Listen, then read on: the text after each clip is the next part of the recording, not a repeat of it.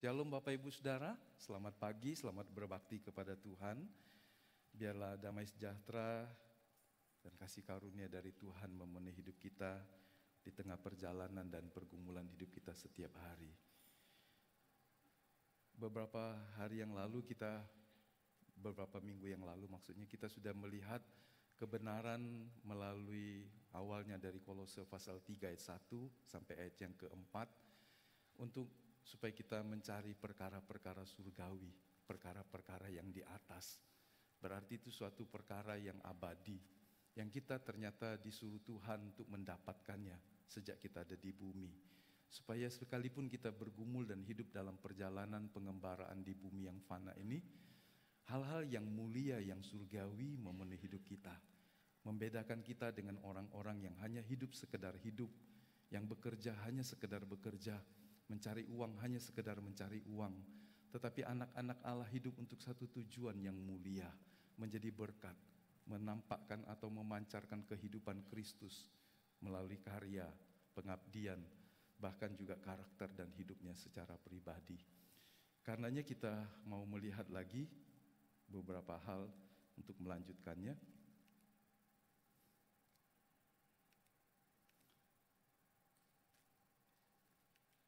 Mungkin dari awal tadi ya. Ya, kadang orang berdoa seperti hafalan saja doa Bapa kami. Khususnya ketika dia memahami atau mungkin melafalkannya dengan tidak memahami, sebetulnya satu hal yang luar biasa. Datanglah kerajaanmu, jadi kerajaan sorga, kerajaan Allah datang ke bumi. Kalau Anda berdoa lagi di kamar tidur, berarti Anda mengundang kerajaan Allah datang di kamar tidurmu. Dampaknya pasti berbeda. Kalau Anda menyadari bahwa ada Allah bertahta dan dia jadikan tempatmu adalah domain dari di mana pemerintahan dia berkuasa. Ketika kita di jalan raya, ketika kita berkendaraan, ketika kita di toko, ketika kita dimanapun juga dan kita berkata, datanglah kerajaanmu. Jadilah kehendakmu di bumi ini seperti di sorga. Pasti sesuatu yang luar biasa. Harusnya menjadi dampak dari permintaan kita. Siapa yang percaya ketika kita berdoa, Tuhan berkenan melakukannya? Karena ini satu doa yang diajarkan Tuhan.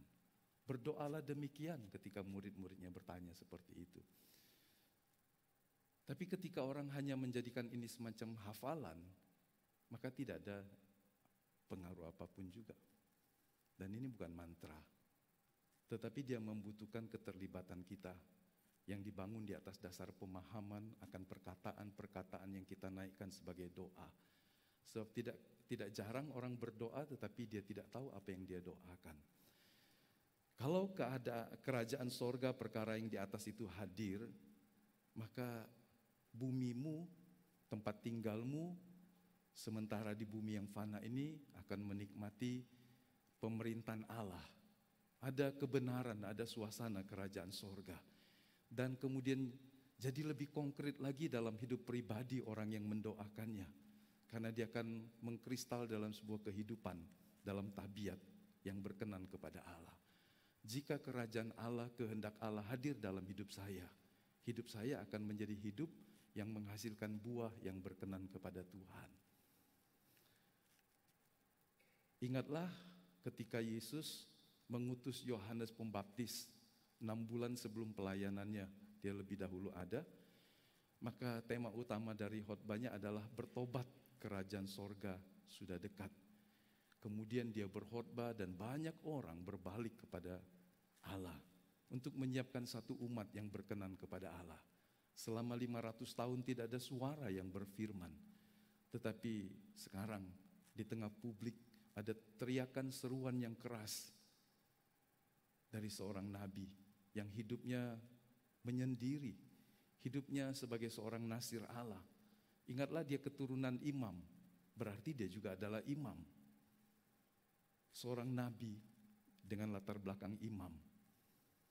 Hidup dalam kebenaran. Hidup untuk satu tujuan, mempersiapkan umat Allah yang menantikan datangnya kerajaan sorga. Dibutuhkan syarat Jika engkau ingin masuk dan tinggal dalam kerajaan sorga, engkau harus bertobat. Keberadaan sebagai umat pilihan melalui pilihan Allah kepada Abraham, Ishak dan Yakub dan seterusnya tidak menjadi jaminan penuh untuk mereka kemudian berkata, saya ada dalam kerajaan sorga karena saya anak-anak Abraham. Tetapi lebih kepada tindakan pribadi untuk bertobat sehingga mereka bisa tinggal dalam kerajaan Allah yang ada di bumi itu. Kalau kita membaca Lukas kemarin, sesudah Yohanes Pembaptis berkhotbah, mereka kemudian berkata, apa yang harus kami perbuat supaya kami bisa masuk, tinggal, menikmati kerajaan sorga itu. Maka kita berpikir dia tidak meminta hal yang aneh-aneh ternyata. Ketika orang banyak bertanya, apa yang harus kami perbuat? Dalam kondisi orang yang dijajah oleh bangsa yang lain, orang-orang Yahudi adalah bangsa yang tidak kaya.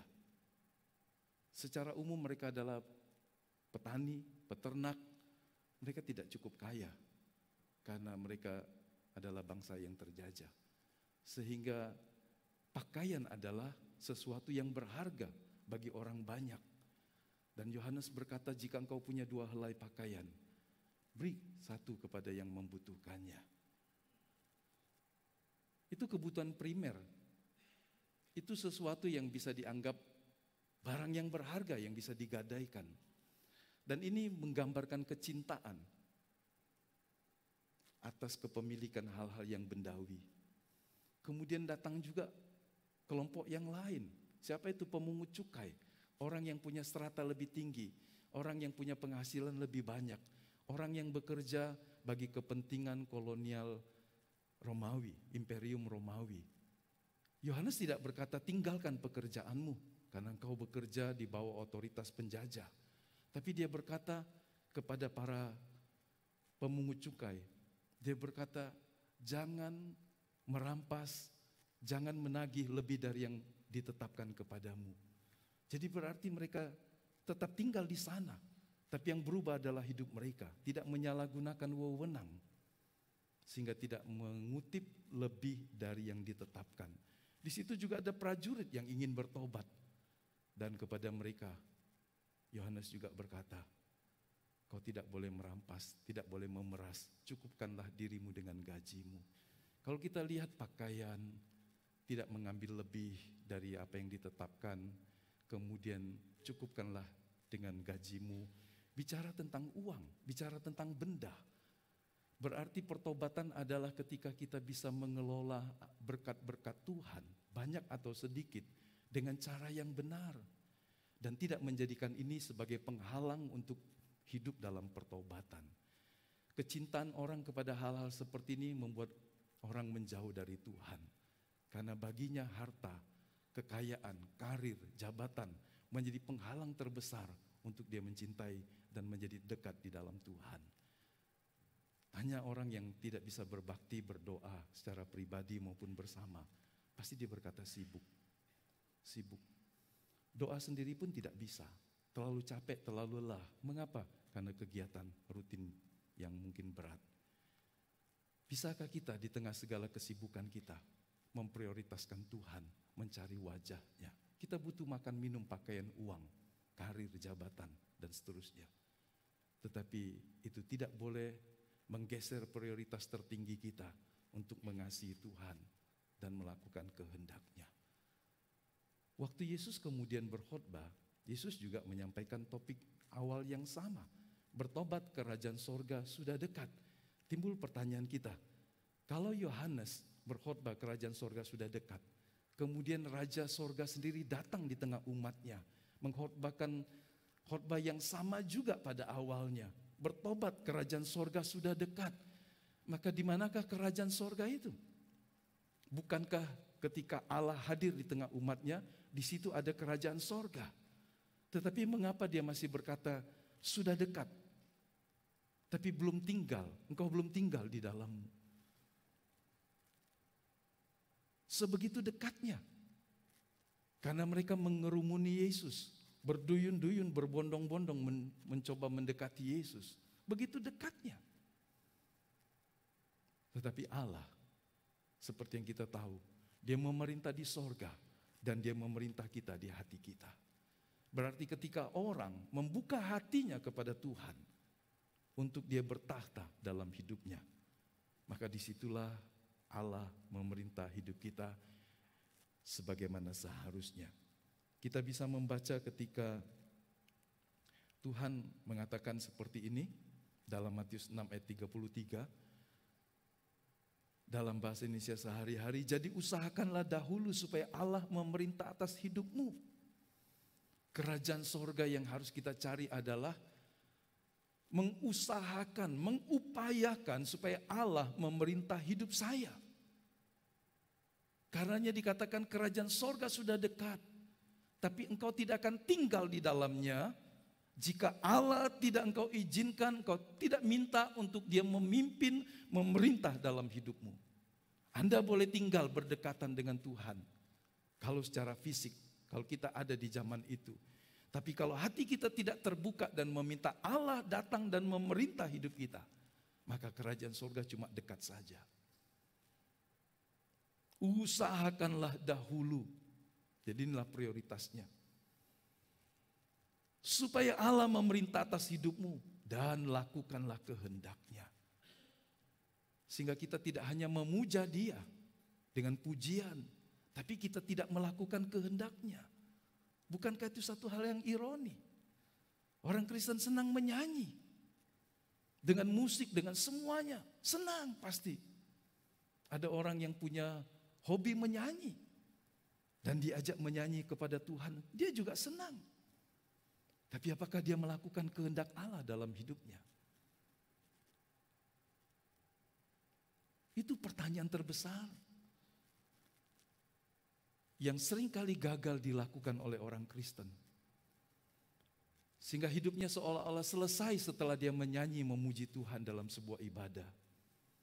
Tapi Tuhan ingin kita melakukan kehendaknya tidak saja 2 jam dalam ibadah, tetapi di setiap jam dalam hidup kita. Karena dia mau memerintah hidup kita. Maka Allah memberikan garansi.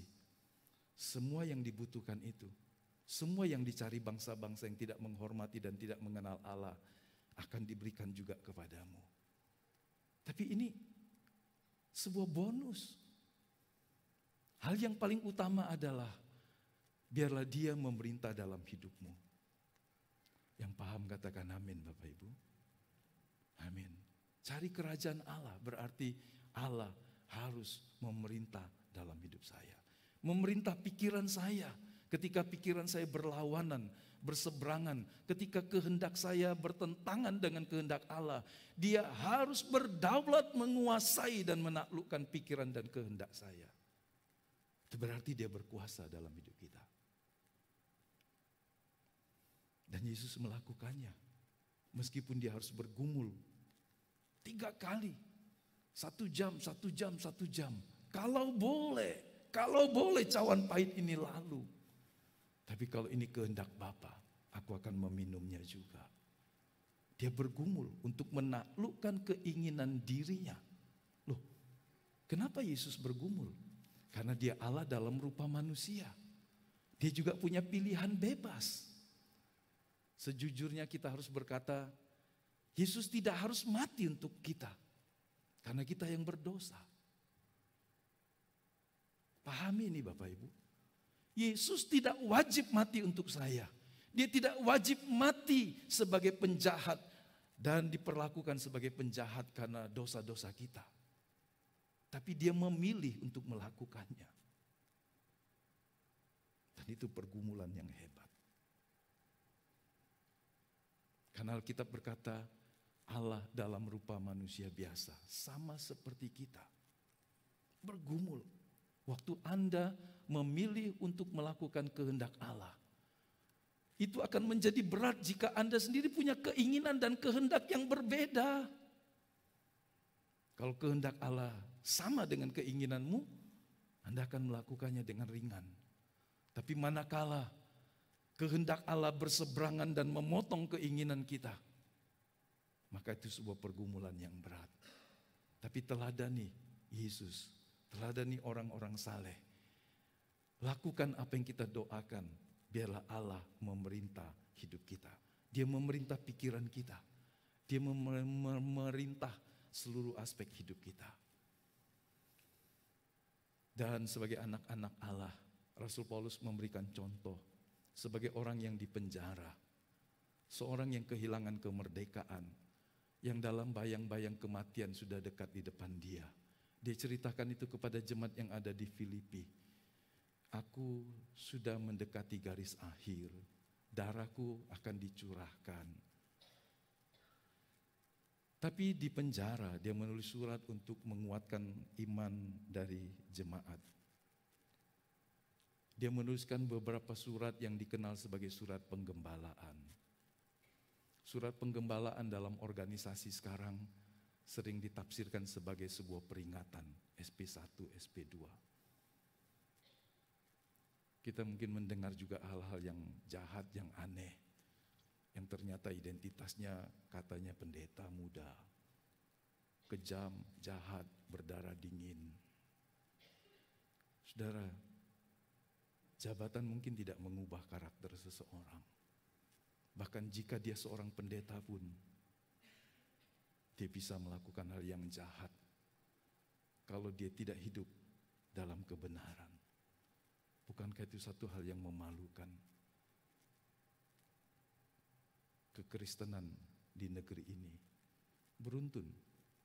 Hal-hal yang jahat dilakukan oleh orang-orang Kristen dan ditampilkan secara gamblang.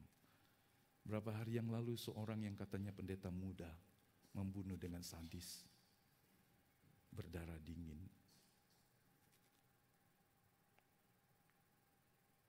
Bahkan katanya dia bukan hanya ingin membunuh seorang, tapi dia juga ingin membunuh 2 orang lainnya lagi.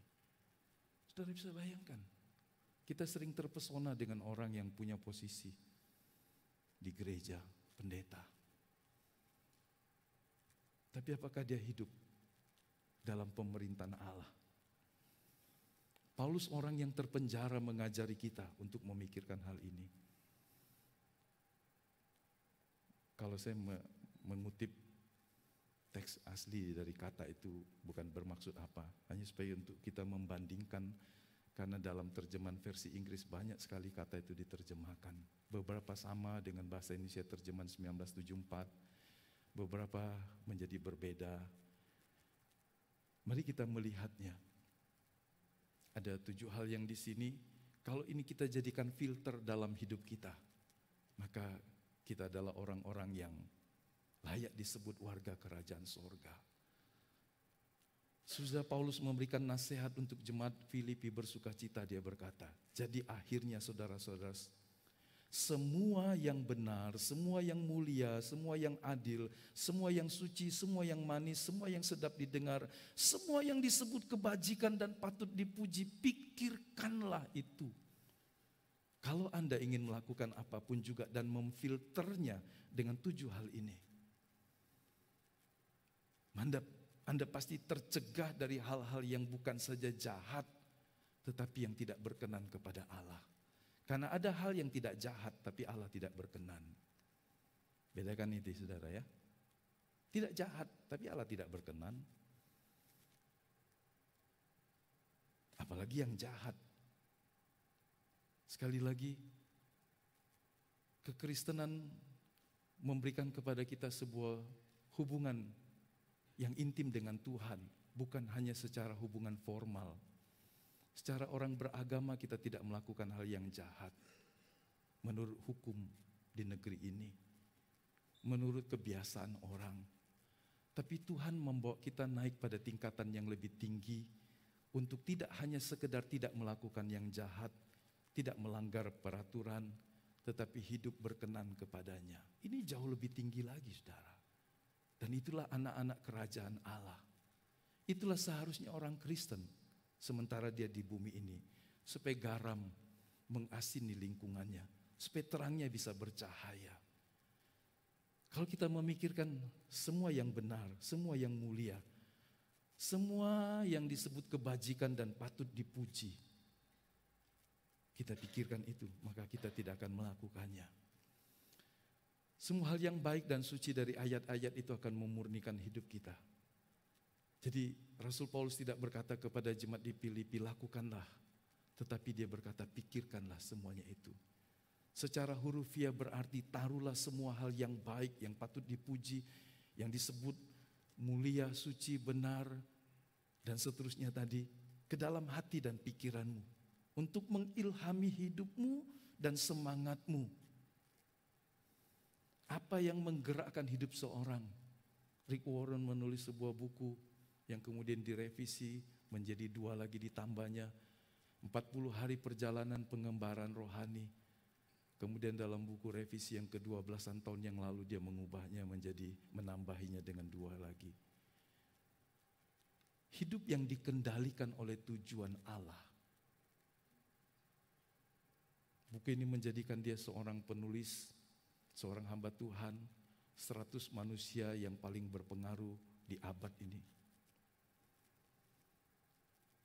Ketika seorang hidup dikendalikan oleh tujuan Allah dalam hidupnya, Anda memiliki keunggulan yang jauh lebih tinggi dari sekedar orang hebat di dunia ini. Kalau semua yang mendatangkan kesucian dan perkenanan Allah dalam hidupmu, engkau pikirkan dan taruh di hatimu, menginspirasi, menggerakkan seluruh pekerjaanmu, seluruh kegiatanmu, maka kita mencapai perjalanan iman, pertumbuhan rohani yang jauh lebih bermakna, yang lebih bernilai. Ingat seorang raja yang hebat yang mewarisi kerajaan ayahnya. Satu hari sepotong tangan menulis di dinding ketika mereka berpesta. Sepotong tangan itu tidak ada satupun yang dapat membaca, apalagi mengartikan tulisan itu.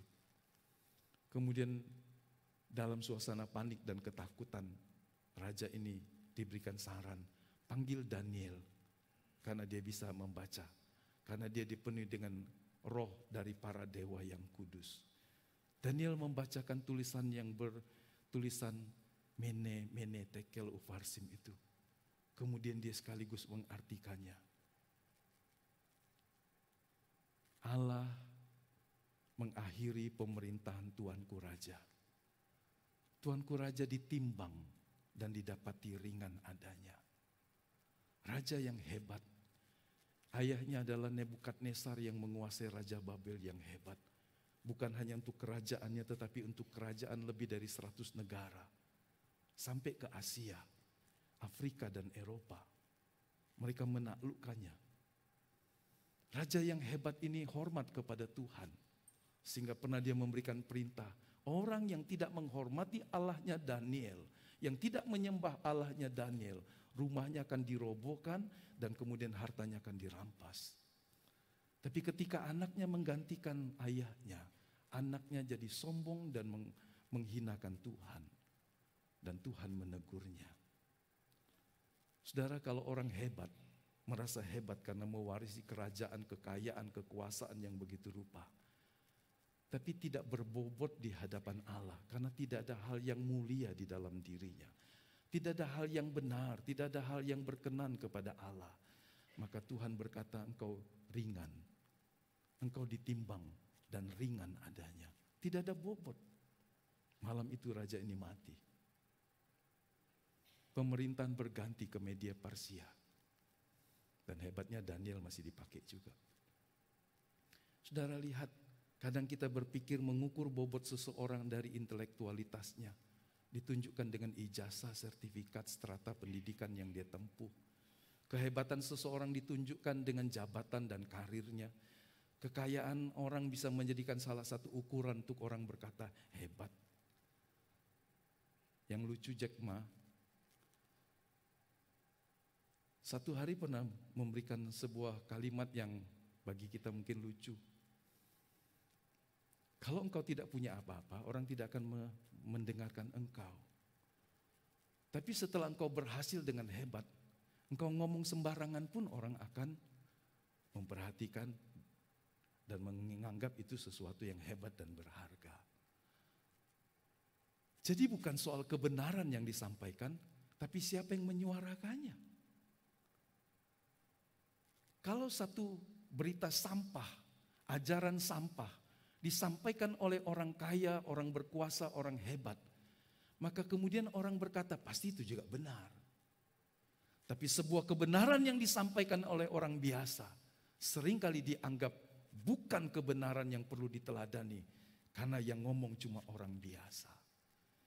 Praktek ini pernah terjadi di sebuah gereja yang saya dengar. Ada pendeta yang kemudian dengan halus dikasih tahu oleh pengurus yang mengatur jadwal. Bapak, kami sudah memutuskan Bapak nggak bisa lagi khotbah di sini. Kenapa? Apakah ada yang salah yang saya katakan?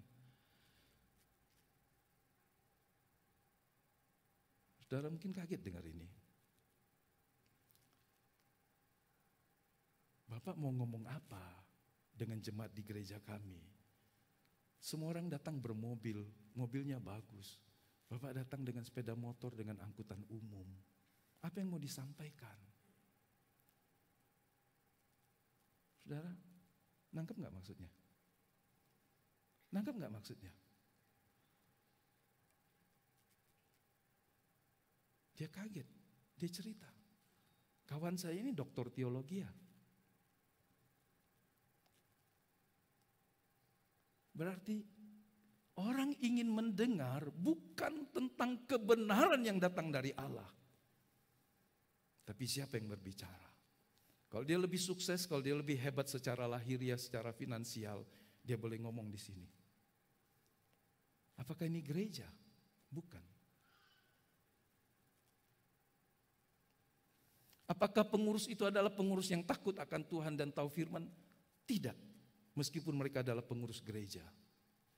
Jika ada pendetanya di situ, mengkondisikan pemikiran seperti ini kepada jemaatnya, ini bukan pendeta di hadapan Tuhan.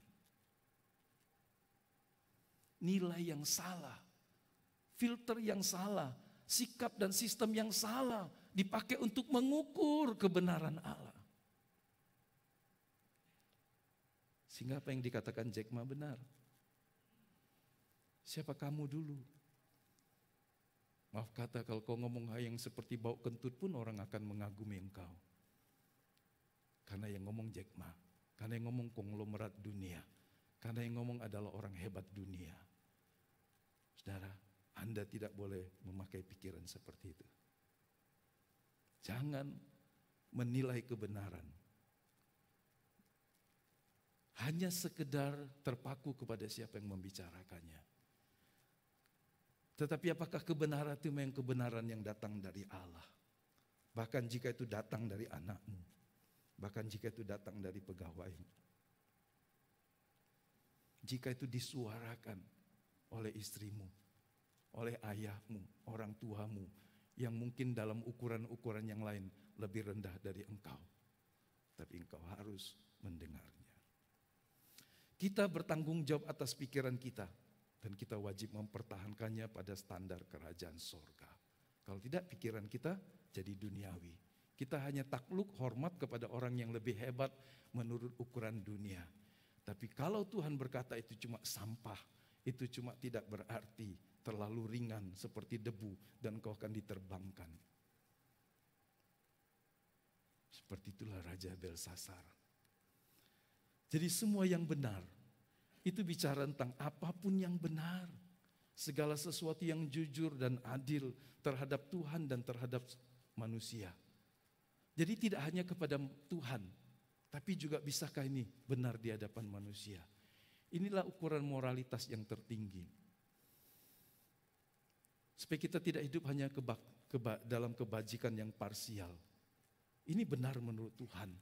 Tapi ketika engkau menerapkannya dengan cara yang salah, sikap yang salah, kemudian ini menjadi sebuah hal yang salah bagi sesamamu. Matius pasal 25, dalam pengadilan yang terakhir, Tuhan menunjukkan itu. Jadi melakukan satu kebenaran namun mengabaikan yang lain, itu sebuah hal yang salah. Itu bukan berarti semua yang benar, itu hanya sebagian yang benar. Tuhan ingin kita mengasihi Dia dan diwujudkan dalam sikap mengasihi sesama. Kalau itu punya Kau punya pimpinan dalam keluarga adalah orang tua. Maka mengasihi kepada Tuhan diwujudkan dengan ketika engkau mengasihi dan menghormati orang tua.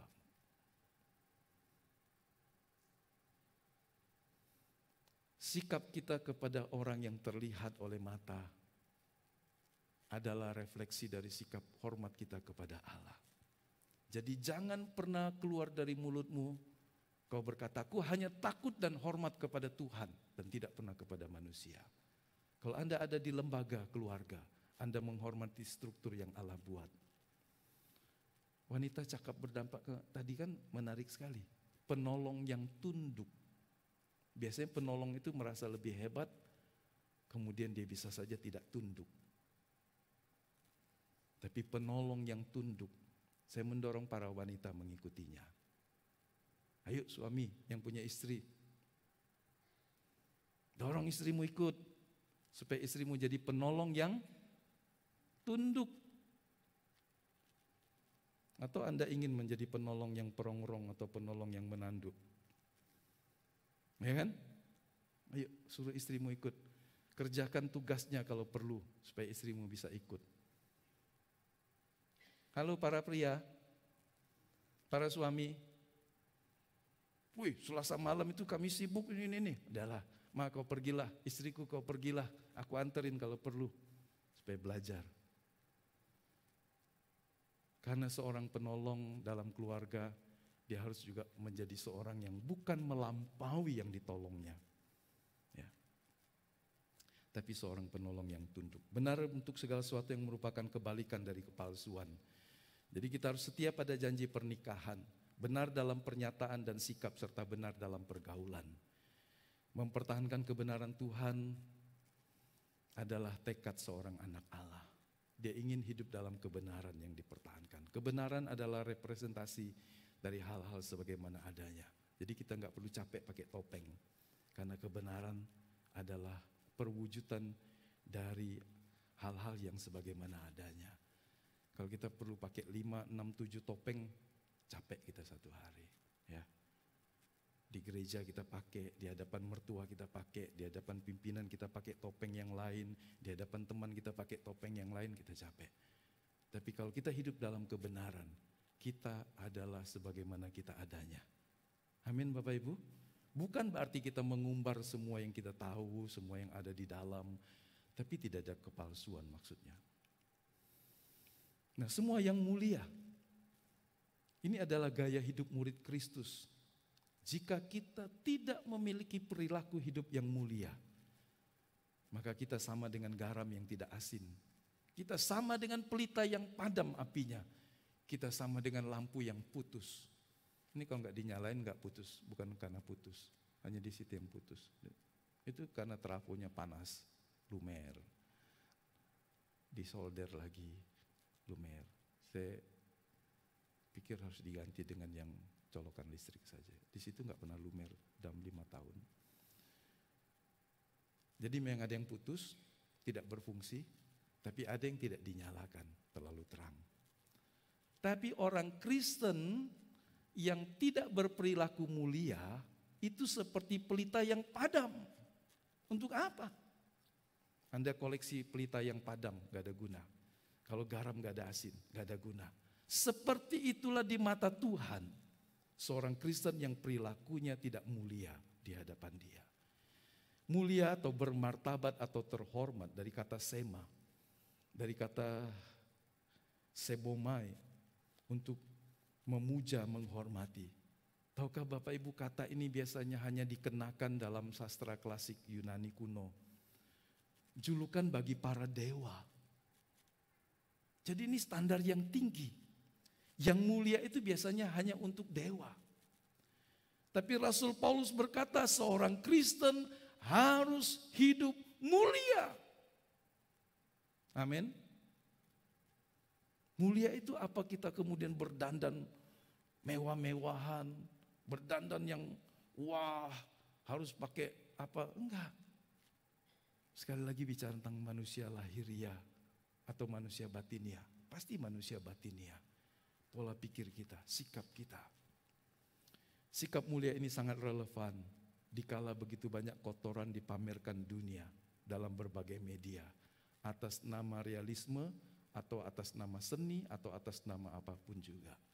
Apakah orang Kristen mau tetap hidup dalam hal yang mulia di mata Tuhan, sementara dunia sedang hebat-hebatnya? Kalau Anda mau buka satu apapun juga, seringkali muncul hal yang Anda tidak inginkan.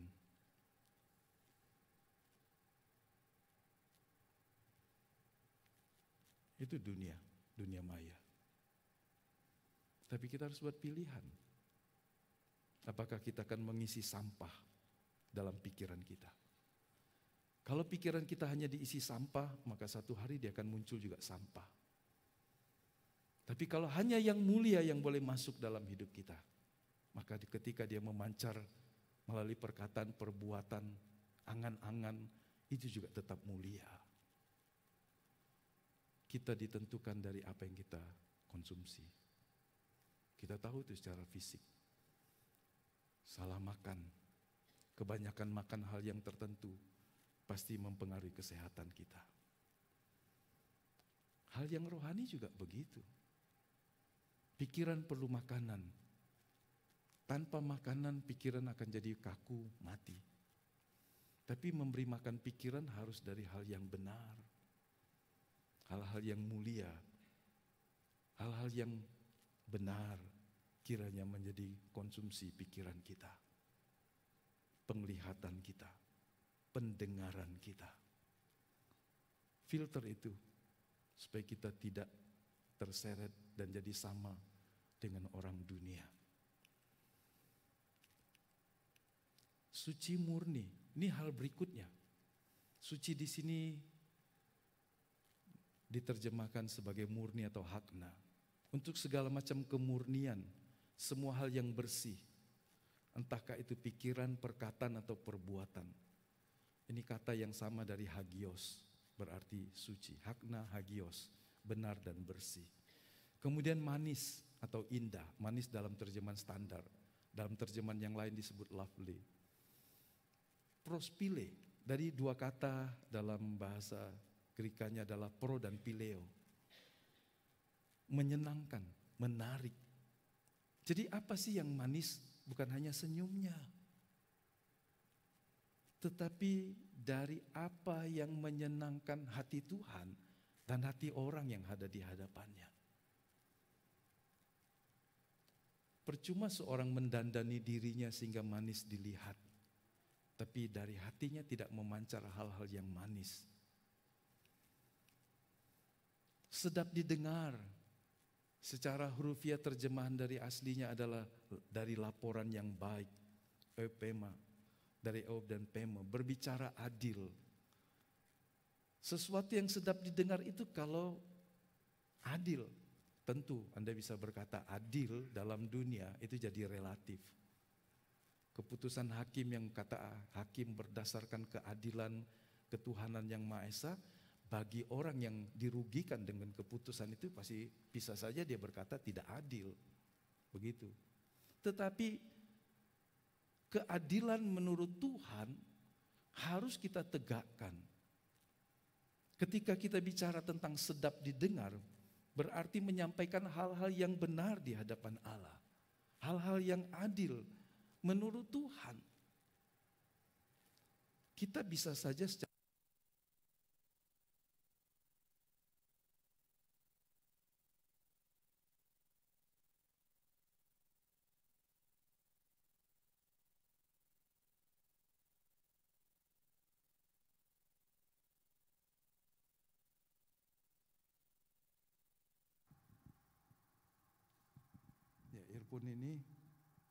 earphone ini hanya untuk kalau perjamuan kudus dan kemudian doa berkat, saya bisa angkat tangan dua. Tapi yang lain kadang-kadang juga lebih enak pegang ini. Tapi kadang-kadang karena ngomong agak lama, kemudian akhirnya jauh dan katanya suaranya kurang dengar. Kalau earphone ada di sini terus, mungkin dimatiin dulu. Oke, nggak apa-apa ya.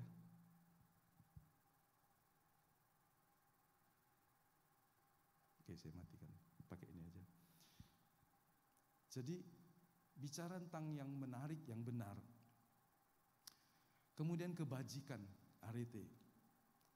Kebaikan, tindakan yang ramah.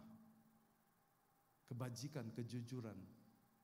Dari kata yang sama, arhen, benar. Atau ini juga bisa berarti manhood, kejantanan. Hal-hal seperti orang gagah, seorang pria, manly. Ini bicara keunggulan secara fisik ataupun secara nilai-nilai yang lain.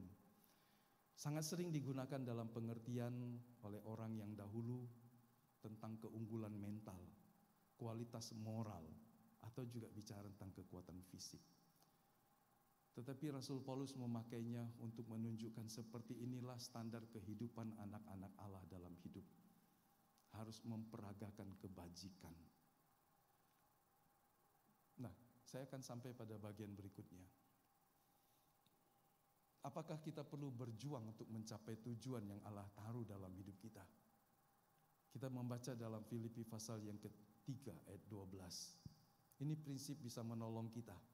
Sehingga kita tidak berkata terlalu jauh, terlalu tinggi, aku tidak bisa mencapainya. Tetapi Tuhan ingin kita punya semangat untuk berjuang, bertekun. Ketika dia berkata, carilah kerajaan sorga, pikirkanlah perkara yang di atas, kejarlah itu. Maka itu sebuah perintah. Itu sebuah perintah yang bukan satu kali, tidak dalam bentuk past tense, tapi present imperatif, aktif. Sehingga itu berarti terus menerus harus kita lakukan. Sebuah perintah yang harus dilakukan terus menerus. Paulus punya prinsip seperti ini dalam hidupnya. Bukan seolah-olah aku telah memperoleh hal ini atau telah sempurna, melainkan aku mengejarnya. Kalau aku dapat juga menangkapnya karena aku pun telah ditangkap oleh Kristus Yesus. Saudara-saudaraku sendiri tidak menganggap bahwa aku telah menangkapnya, tetapi ini yang kulakukan. Mari kita baca sama-sama. Aku melupakan apa yang telah di belakangku dan mengarahkan diri kepada apa yang di hadapanku, dan berlari-lari kepada tujuan untuk memperoleh hadiah, yaitu panggilan surgawi dari Allah dalam Kristus Yesus. Karena itu, marilah kita yang sempurna berpikir demikian, dan jikalau lain pikiranmu tentang salah satu hal itu akan dinyatakan Allah juga kepadamu. Tetapi baiklah, tingkat pengertian yang telah kita capai, kita lanjutkan menurut jalan yang telah kita tempuh. Nah, beberapa nasihat di sini bicara tentang carilah kerajaan Allah, kejarlah perkara-perkara surgawi seperti Kolose pasal 3 perintahkan. Maka mungkin kita berkata terlalu jauh, terlalu tinggi Pak. Tapi sikap yang diajarkan Paulus melalui pasal 3 ayat 12 surat Filipi ini akan menolong kita. Kita dalam hidup boleh memperhatikan orang yang kehilangan semangat juang dalam hidup. Dia akan berhenti di situ saja. Ketika orang dalam keadaan sakit dan kemudian dia berkata, aku menyerah saja. Maka apapun upaya orang dekatnya, keluarganya, dokternya untuk menolong dia berkata cukuplah di sini saja. Seorang guru yang mau mendidik anak supaya menjadi lebih cerdas, lebih bisa mengasah keterampilannya, dia berkata, aku ini anak bodoh, aku gak bisa lagi. Maka selesailah dia di situ. Dalam hidup ketika kita berkata cukuplah, jadilah. Ini sebetulnya seringkali bukan sikap bersyukur, tapi ini lebih kepada kemalasan dan kita nyaman dalam zona yang kita berkata, aku gak mau berubah.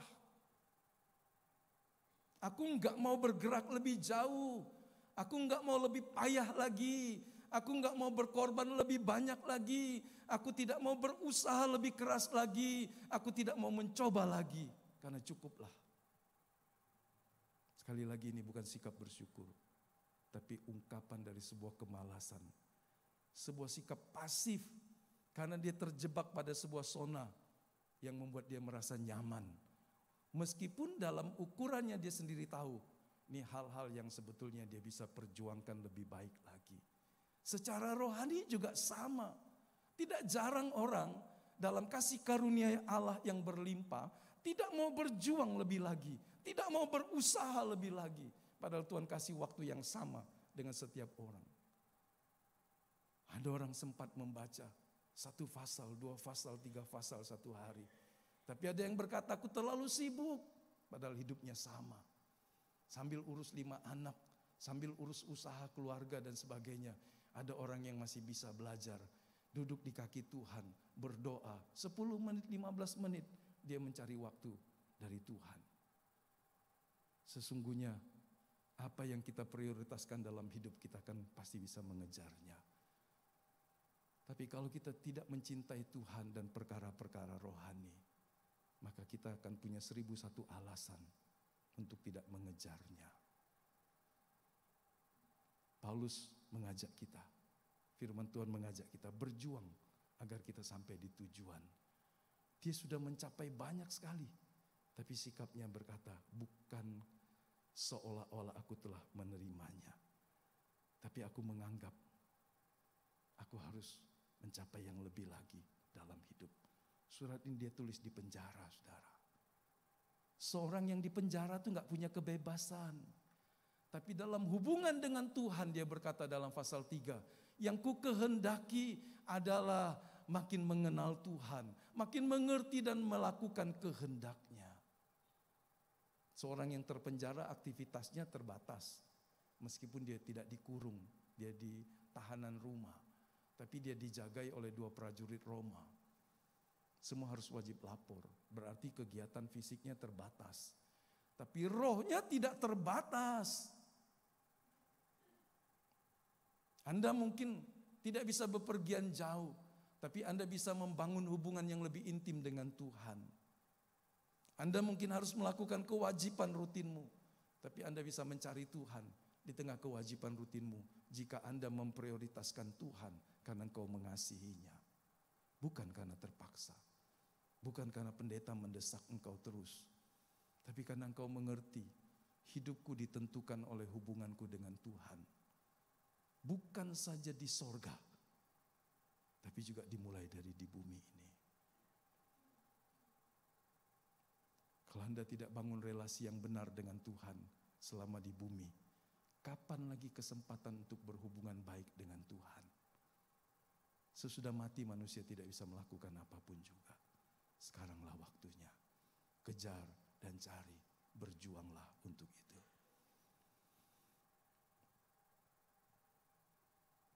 Aku sendiri tidak menganggap bahwa aku telah menangkapnya, tapi ini yang kulakukan.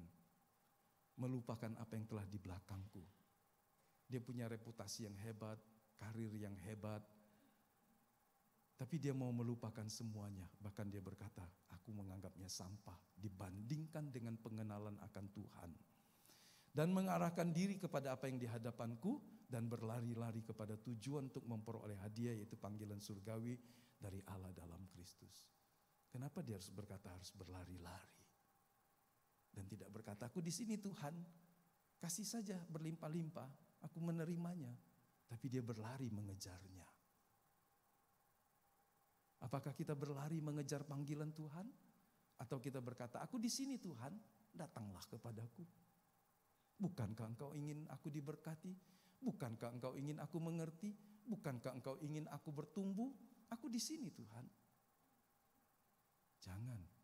Anda harus mengejar. Anda harus aktif. Meskipun kasih karunia Allah, kita tidak boleh berkata, aku pasif saja. Terserah Tuhan. Kehendak Tuhan adalah kita mengejar sasaran itu. Adalah kehendaknya agar kita menjalankan perlombaan selama kita tinggal di bumi, di bawah ini. Dan Allah Bapa di sorga memberikan mahkota di atas. Saya senang ketika saya menulis kalimat ini. Ayo coba kita baca lagi saudara. Adalah kehendaknya agar kita menjalankan perlombaan di bawah. Dan Allah Bapa akan memberikan mahkota di atas. Jadi kalau Anda tidak berlomba di bumi dalam perlombaan iman, Anda tidak bisa mengharapkan, memimpikan Tuhan memberikan mahkota bagimu. Betul Bapak Ibu? Sederhana saja kan? Kehendak Allah adalah engkau mengejar dalam perlombaan iman, meraih apa yang Dia janjikan. Tapi kalau Anda tidak mau berlari mengejar dalam perlombaan iman, Allah tidak akan menyediakan lagi yang lebih sebagai rewardnya. Seorang atlet yang berlomba tidak membiarkan pikiran terganggu oleh objek pengganggu, karena dia fokus kepada sasaran. Alkitab berkata kita tidak akan mencapai apa yang telah Allah sediakan, bukan akan. Allah telah menyediakannya. Jika kita tidak fokus dan tidak mau menyingkirkan semua hal yang menghalangi kita, pasti banyak halangan. Kita berkata, halanganku sibuklah, halanganku adalah susahlah, sakitku, keadaanku, gak bisa pergi kemana-mana kalau aku gak dijemput, gak diantar. Ingatlah Paulus yang ada di penjara, yang tidak bebas, yang selalu sebagai seorang tahanan luar, tahanan rumah. Dia berkata, aku hendak mengenal Tuhan, aku mau berlomba, aku mau berlari. Jadi ini bicara tentang apa? Ini bukan hanya pergi ke sana kemari saja. Dia melakukan itu selama dia masih orang merdeka. Pergi berkunjung keliling dunia, memberitakan Injil. Tapi setelah dia terpenjara di Roma, dia tetap bisa mengejar sasaran Allah dengan berlari mencapai tujuan.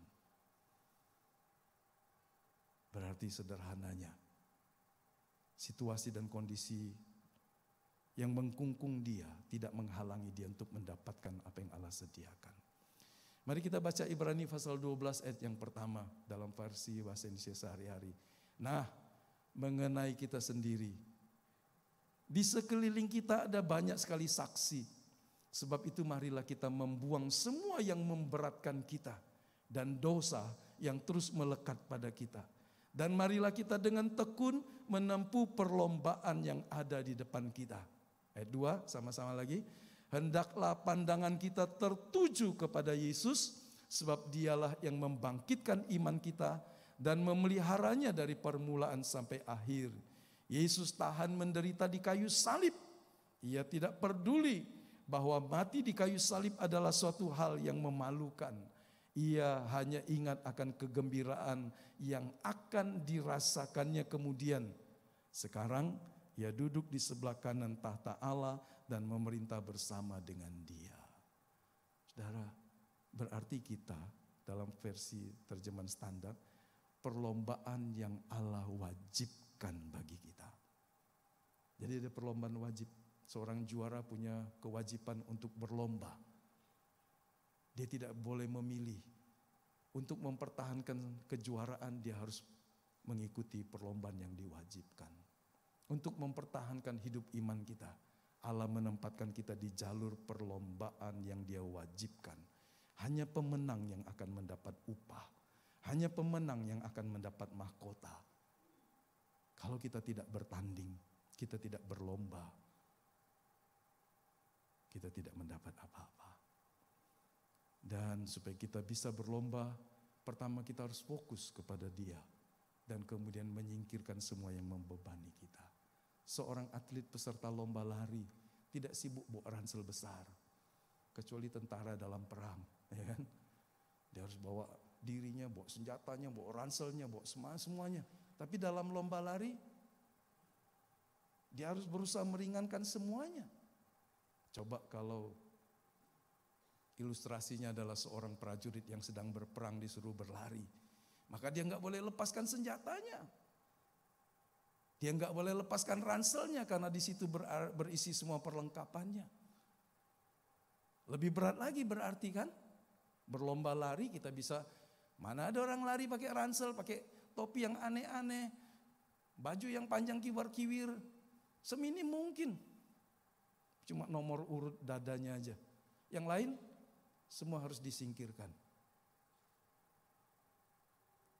Tapi kalau ilustrasi Alkitab pakai prajurit yang sedang berperang, wah pasti berlombanya lebih berat lagi. Dia harus memikul semua beban. Karena melepaskannya berarti dia akan celaka. Tewas oleh musuh. Saudara lihat, seorang peserta lomba, dia harus fokus, dia harus membuang semua beban, yaitu dosa yang terus melekat di dalam dirinya. Berikutnya saya ingin mendorong kita untuk teruslah melangkah. Kalau Paulus tadi berkata, aku melupakan yang di belakang dan mengarahkan ke depan. Seperti itulah yang seharusnya kita. Kadang kita membayangkan dulu waktu aku muda, banyak kesalahan. Tapi hari ini Tuhan kasih aku kesempatan, aku mau bergerak maju. Atau orang berkata dulu aku muda, sangat semangat untuk Tuhan. Tapi sekarang aku sudah lesu, tidak bisa buat apa-apa. Paulus seorang yang terpenjara, mengingatkan kita. Kita harus berjuang untuk mengejar sasaran. Inilah prinsipnya, melupakan yang di belakang, mengarahkan diri kepada apa yang di hadapan dan berlari kepada tujuan. Dan terakhir, tetaplah konsisten. Dalam ayat 16 tadi kita baca, tapi baiklah tingkat pengertian yang telah kita capai, kita lanjutkan menurut jalan yang telah kita tempuh. Apa berarti konsisten? Jangan berubah-berubah. Hanya karena situasimu Anda lupakan Tuhan. Jemaat di Galatia satu hari didatangi oleh pengajar-pengajar yang lain yang sepertinya sangat meyakinkan, sehingga kemudian ketika laporan itu disampaikan, Rasul Paulus menulis surat penggembalaan. Dia berkata, betapa mudahnya, betapa cepatnya kamu berbalik kepada roh-roh dunia hanya karena ada orang mengajarkan kepadamu filsafat-filsafat kosong. Tapi kita harus fokus dan kita harus konsisten. Kita sedang berjalan di jalan yang kita tempuh sekarang. Jangan goyah. Hari-hari ini kita lihat banyak orang konversi imannya. Apapun alasannya. Ada yang masuk, ada yang keluar. Tapi kalau kita belajar firman, mengenal Tuhan dan berhubungan baik dengan Tuhan, maka kita tidak akan pernah meninggalkan Tuhan. Apapun iming-iming bahkan ancamannya. Seorang murid Rasul Yohanes dalam abad-abad awal dianiaya di tengah api yang akan membakar dia. Pertanyaannya adalah, maukah engkau menyangkal Yesus? Polikarpus murid Yohanes ini berkata, umurku 80 tahun. Selama hidup Yesus tidak pernah mengecewakan aku. Bagaimana mungkin aku akan menyangkal dia? Aku rela menyerahkan hidupku, nyawaku. Dia rela dianiaya dan dibakar sampai mati. Dan dia tidak menyangkal Tuhan. Tapi tantangan kita sekarang mungkin berbeda. Bukan hanya aniaya yang mengerikan, tapi kelimpahan dan iming-iming. Sehingga Tuhan berkata, engkau tidak bisa mengabdi kepada Tuhan dan kepada Mamon. Mamon bicara tentang semua hal yang menarik, semua yang indah, semua yang dicari oleh bangsa-bangsa di dunia yang tidak mengenal Allah. Mamon bicara tentang harta benda, kekayaan, dan semuanya yang bisa membuat kita lupakan Tuhan. Perhatikan itu. Mungkin kita kuat terhadap aniaya, penderitaan.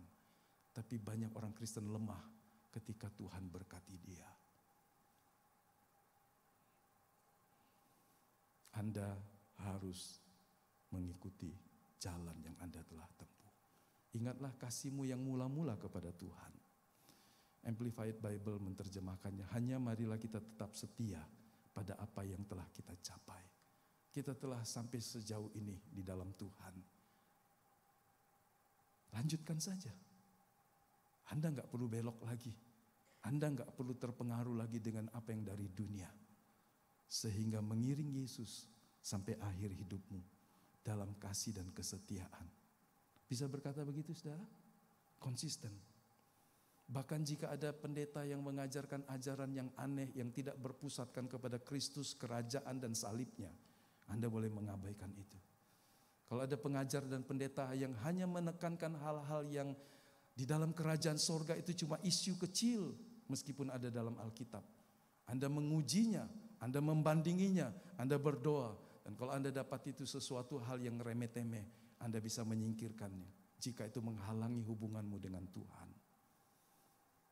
Karena ada orang berkata gak perlu lagi pikul salibmu, karena Yesus telah memikulmu, salib bagimu. Tapi Yesus berkata, jika engkau mau menjadi muridku, engkau harus memikul salibmu, menyangkal dirimu setiap hari. Salib bukan hanya jadi sebuah simbol, tapi biarlah kebenarannya menguasai kehidupan kita. Kita adalah orang yang merdeka dalam Kristus. Konsistenlah untuk hidup berkenan kepada Bapa Surgawi. Bukan hanya sekedar benar. Tuhan memberkati kita sekalian.